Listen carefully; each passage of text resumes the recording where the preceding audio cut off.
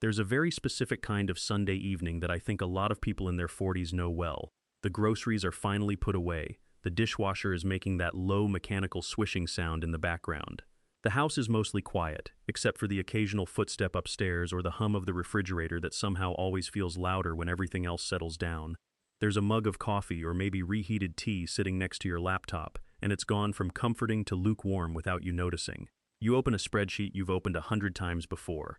Net worth, retirement accounts, mortgage balance, emergency fund, a couple of numbers in green, a couple of numbers that feel like they should be bigger by now, and then your mind starts doing what minds do. You think, we're doing okay, I think. Then about 6 seconds later, that turns into, but are we actually doing okay? Because this is the strange emotional math of your 40s. On paper, your life may look more stable than it did at 28. Your income might be higher. You may have a house now, maybe kids, maybe a 401k that finally looks like a real number instead of a rounding error.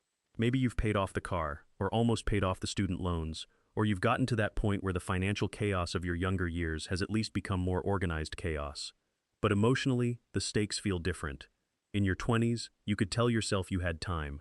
In your 30s, you were building. But in your 40s, time stops feeling abstract. It starts feeling visible. You can almost see it. Not in a dramatic way, more in the way you notice a gray hair in the mirror, or realize your parents are moving a little slower, or catch yourself making noises when you stand up. Very glamorous season of life, by the way. And somewhere in that quiet kitchen light, staring at your retirement balance and trying to remember whether you increased your contributions after the last raise, a question slips into the room. Am I actually becoming the kind of person who will be okay later? Not just richer later, not just technically retired someday, but okay, safe, calm, free enough, prepared enough, wise enough. That feeling right there, that mixture of responsibility, fatigue, hope, and low-grade financial existentialism is what I want to talk about today. Because I really do believe your 40s determine a huge part of your retirement success, but probably not in the way most people think. I'm Dave, and I spend a crazy amount of time thinking about money. Not in the cartoonish, money-hungry way. Not in the, let me optimize my credit card points while standing in line for toothpaste way. Although, to be fair, I have had moments. I think about money the way some people think about health or relationships or identity. I'm fascinated by what money does to the human mind. I'm fascinated by why two people can make the same income and feel completely different levels of stress. I'm fascinated by why some people become steadily wealthier without seeming obsessed, while others earn more and more and still never feel like they can breathe. And the older I get, the more I keep coming back to this decade, your 40s. Because your 40s are not usually the decade people romanticize. Nobody makes dramatic montages about them. Your 20s get all the reckless freedom. Your 30s get the building your life energy. Your 50s and 60s get all the retirement talk. But your 40s are where a lot of the real sorting happens. This is the decade where your financial habits stop being theories and start becoming identity. This is the decade where momentum, both good and bad, gets harder to reverse. This is the decade where small patterns that once felt temporary can quietly become permanent. And that's why this topic matters so much. Because retirement success is usually framed as a number, a target, a nest egg, a graph, a calculator output, and listen, the numbers matter. I'm not doing that thing where we pretend math is spiritually beneath us. Math matters a lot. But here's something that took me an embarrassingly long time to understand. The number is almost never the deepest story. What people think retirement success means is having enough money to stop working. What it often actually means is something much more human. It means not feeling trapped. It means having options when your body gets tired or your job gets weird or your family needs you. It means being able to absorb a surprise without your nervous system immediately lighting up like a Christmas tree. It means margin. It means time. It means the ability to make decisions from wisdom instead of panic. That's the real thing people want. Very few people lie awake at night fantasizing about a perfectly optimized Monte Carlo simulation. What they actually want is to wake up at 61 and not feel cornered. They want to know that if the company restructures or a parent needs care or their own energy changes, they won't be completely at the mercy of whatever paycheck happens to be coming in next Friday. And that's why your 40s matter so much. Because this is often the decade where retirement stops being an abstraction and starts becoming a mirror. Your 40s reveal whether your lifestyle has been quietly expanding to consume every raise. They reveal whether your spending is aligned with your values or just your impulses. They reveal whether your career income is building freedom or just financing more complexity. They reveal whether you've built actual resilience or merely a polished version of fragility. That may sound a little harsh, but I don't mean it that way. I mean it more like an X-ray. Your 40s don't create all the truth. They expose it. And the tricky part is that a lot of people enter this decade expecting income to solve feelings that income can't solve by itself. I've known people who got the promotion, got the bigger paycheck, got the nicer house, and still felt just as financially tense as they did 5 years earlier. Not because they were irresponsible, not because they were foolish, but because financial stress is not always caused by low income. Sometimes it's caused by low margin. Sometimes it's caused by commitments that multiplied faster than peace. Sometimes it's caused by a life that became expensive to maintain. And sometimes it's caused by a brain that got trained to interpret more as normal almost immediately. That last one is huge. Human beings are incredibly adaptable. It's one of our greatest strengths and one of our most expensive weaknesses.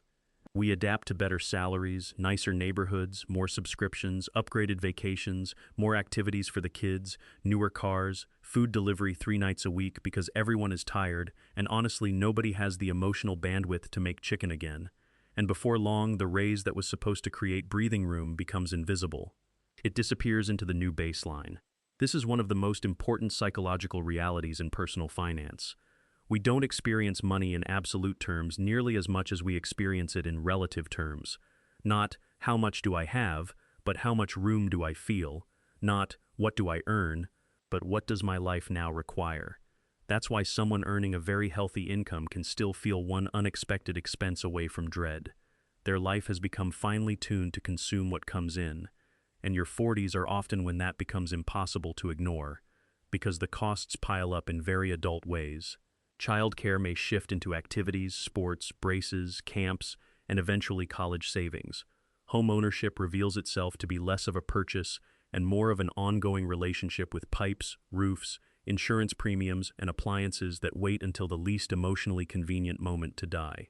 Your health starts requesting a little more attention. Your parents may need help. Your own career may become more lucrative, but also more demanding, more political, more exhausting. You're not just managing money anymore. You're managing complexity. And complexity is expensive, not only financially, but cognitively. Researchers who study scarcity talk about this idea that when you feel like you don't have enough, whether it's enough money, enough time, enough rest, enough margin, your brain narrows. It devotes more energy to immediate problems and less to long-term thinking. You don't become less intelligent. You become less available to your own intelligence. I love that idea because it explains so much human behavior without turning it into a moral failure. When people are under financial pressure, they often don't make worse decisions because they're lazy or broken. They make worse decisions because stress consumes bandwidth. Their brains are busy running background tabs all day. Can we cover the deductible? Did that bill get paid? Are we behind? Can I afford to say no to this job? What if the market drops? What if I'm already late? That mental load matters. And this is why retirement success is being determined long before retirement. It's being shaped by whether your 40s become a decade of increasing bandwidth or decreasing bandwidth, a decade where margin grows, or a decade where obligations quietly harden around you. Here's where it gets interesting. A lot of people think the main advantage of money is what it lets you buy. But one of the deepest advantages of money is what it prevents your brain from having to obsess over. It reduces friction. It creates slack. It gives you recovery time after mistakes. It allows long-term thinking. It helps you become less reactive. That's a profoundly different way to think about building wealth. Wealth is not just stored purchasing power. It is stored calm. It is stored optionality. It is stored time. And your 40s are often the turning point because this is when compounding starts becoming emotionally visible. Not just financially visible, emotionally visible. In your 20s and early 30s, saving can feel weirdly unrewarding. You say no to things, you automate contributions, you make prudent decisions, and in return you get a statement that still doesn't look life-changing. It's like watering a tree that remains suspiciously unimpressive for a long time. But in your 40s, if you've been reasonably consistent, something begins to shift. The balances are bigger, the mortgage is lower. The bad habits, if you corrected them, start to lose their power. The good habits, if you built them, begin doing more of the heavy lifting. The machine starts helping, and that matters because momentum changes behavior. When people can finally see evidence that their choices are working, they often become more patient, not less. They stop needing every decision to feel dramatic. They stop chasing financial excitement. They stop confusing action with progress. That's another thing I've noticed. Younger investors often want speed. Older, wiser investors often want durability. And your 40s are where you hopefully begin trading a little bit of ego for a little more peace. Not because ambition disappears, but because you start understanding the hidden cost of instability. There's also a behavioral finance idea called loss aversion, which is just a fancy way of saying losses hurt more than gains feel good. Most of us know this instinctively. If your portfolio goes up 12%, you feel pleased. If it drops 12%, you suddenly become a part-time philosopher staring into the abyss. The pain is louder. In your 40s, this matters because you may have enough money invested for volatility to feel emotionally real. The swings are no longer theoretical. A market downturn doesn't just mean buying opportunity. It also means a 5 or 6-figure number on a screen that can punch you in the stomach a little. And that's why this decade tests your temperament as much as your technique. Can you keep investing when the future feels foggy? Can you avoid turning temporary fear into permanent damage? Can you stay grounded enough not to mistake volatility for failure? Retirement success in that sense isn't only built through contributions. It's built through emotional steadiness, through having a philosophy strong enough to hold when headlines get dramatic, and everybody online suddenly becomes a macroeconomics prophet. I say that as someone who has absolutely had moments of opening financial news and thinking, well, this seems terrible, so I'm not above it. I'm just saying calm is a financial asset. What actually changes when someone uses their 40s well? First, anxiety often stops being the default setting. Not completely. I don't know that adult life offers that package, but the intensity changes. You no longer interpret every unexpected expense as a referendum on your survival. The car repair is annoying, not catastrophic. The market drop is uncomfortable, not identity-shattering. The job frustration is real, but not instantly paralyzing. Second, your time horizon gets longer. People with margin can think farther ahead. They don't need every decision to pay off by next Tuesday. They can plant trees. They can wait. This may sound small, but psychologically it's enormous. A longer time horizon creates better investing behavior, better career decisions, better boundary setting, better health choices. Desperation shrinks time. Stability expands it. Third, your choices improve. This is one of the least discussed benefits of financial progress. When you have even moderate breathing room, you make better decisions because you don't need every decision to rescue you. You can negotiate, you can walk away, you can pass on the thing that pays more but costs your sanity. You can help a family member without secretly detonating your own finances. You can absorb a bad year without burning down a good plan. That's the quiet threshold I think people miss. The point of your 40s is not to become impressively wealthy for social media. The point is to cross into a different relationship with uncertainty. And usually, the thing that keeps people from getting there is not lack of intelligence.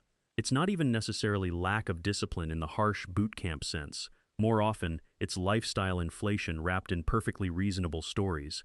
That's what makes it so difficult. Almost nobody says, I'm going to sabotage my future by gradually normalizing an expensive life. That's not how it feels from the inside. From the inside, it feels like, we work hard, we need more space. It feels like, the kids should have opportunities. It feels like, we deserve a nicer vacation. It feels like, this is just what people our age do. It feels like convenience after exhausting weeks. It feels like relief after years of effort. It feels like reward. And to be clear, some inflation in lifestyle is normal, healthy even. The goal is not to live like a college student forever, eating cereal over the sink, and pretending that's noble minimalism. The goal is simply to notice when improvements to life quietly become obligations. That's the line. There's a difference between spending on what genuinely enriches your life and constructing a life that requires constant high income to remain emotionally and socially intact. Your 40s are dangerous because you can afford more. They're powerful for the same reason. You can afford more, yes, but you can also finally afford to choose what more means. For some people, more becomes a bigger house with rooms they barely use. For others, it becomes a lower monthly burn rate, a healthier savings rate, and the ability to stop panicking every time the economy has feelings. I think one of the kindest questions you can ask yourself in your 40s is this: am I spending to improve my life, or am I spending to keep up with the life I accidentally built?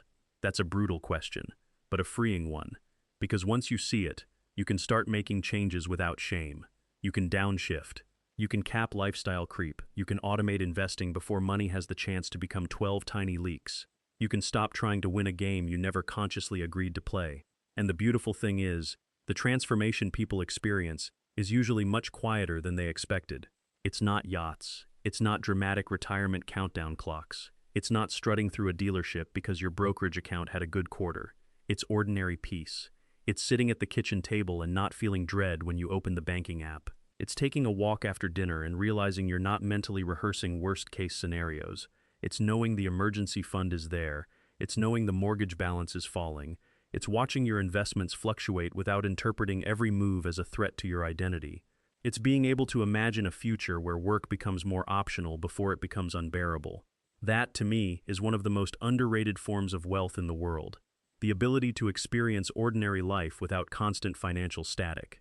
I think a lot of people assume retirement success will feel triumphant. And maybe sometimes it does. But more often I think it feels quieter than that. More grounded. Less like fireworks and more like exhaling. Because the real transformation isn't that you become a different class of person, it's that fear loses a little of its authority over your decisions. You start noticing this in unexpected places. You become less susceptible to status games, less tempted by quick fixes, less emotionally hooked by every market headline or one weird trick financial guru. You begin to trust boring things, consistency, simplicity, patience, margin. You become, if all goes well, just a little harder to manipulate. That's a big deal. A person who needs constant external validation spends differently than a person who knows who they are. A person who feels chronically behind invests differently than a person who understands time.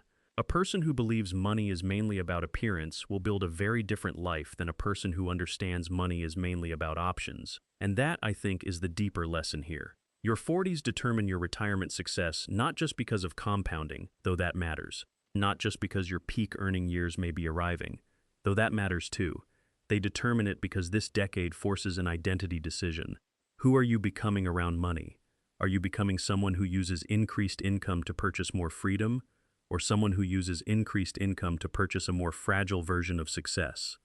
Are you becoming someone who needs a certain lifestyle to feel okay, or someone who is building internal and external stability together? Are you becoming someone who reacts, or someone who chooses? That's the real crossroads, because retirement is not really an event. It's the final expression of thousands of smaller decisions about how you define enough, how you tolerate discomfort, how you respond to comparison, how you manage desire, and whether you can delay gratification without feeling deprived in some permanent soul-crushing way. In other words, retirement success is less about the finish line than the person arriving there. If your 40s teach you anything, I hope it's this. Financial peace is not created by chasing the feeling of being ahead. That feeling moves. It's slippery. There will always be someone with more. A nicer house, a bigger account, an earlier retirement date, a cleaner spreadsheet, better abs probably. Very rude of them, honestly. Peace comes from congruence. Your spending matches your values. Your investments match your time horizon. Your lifestyle leaves room for reality. Your future is being funded by your present self with enough consistency that your later years don't have to be financed by panic. That's not flashy, but it's profound. And the reason I keep talking about this with people in their 40s is because it's still such a live decade. There is still enormous room to improve the trajectory. A decade is a long time. 10 years of better savings, lower overhead, steadier investing, smarter boundaries, and a more intentional definition of enough can completely change the emotional texture of retirement. Not perfect it, but change it deeply. So if you're in your 40s and you feel behind, I want to say this carefully. Behind is not the same thing as doomed. But denial is expensive. Drift is expensive. Trying to solve existential stress with nicer purchases is expensive. Avoiding the math because the math makes you feel judged is expensive. The compassionate move is not avoidance, it's honesty. Calm honesty. Looking at the numbers without turning them into a verdict on your worth. Looking at your habits without shame. Just clarity. Looking at your life and asking, what would make this more resilient? What would make future Dave less trapped? What would create actual breathing room instead of just the appearance of success? Those questions can change a life, and they usually lead to surprisingly unglamorous answers. Spend a little less than you can. Automate more than you want to think about. Increase your savings rate when income rises. Don't let fixed expenses quietly own your future. Build liquidity. Protect your downside. Keep investing when your emotions would rather become poets. Learn to enjoy enough. That last one may be the hardest. Because enough is not a number first. It's a relationship to desire. If desire always outruns gratitude, no income will feel sufficient for long.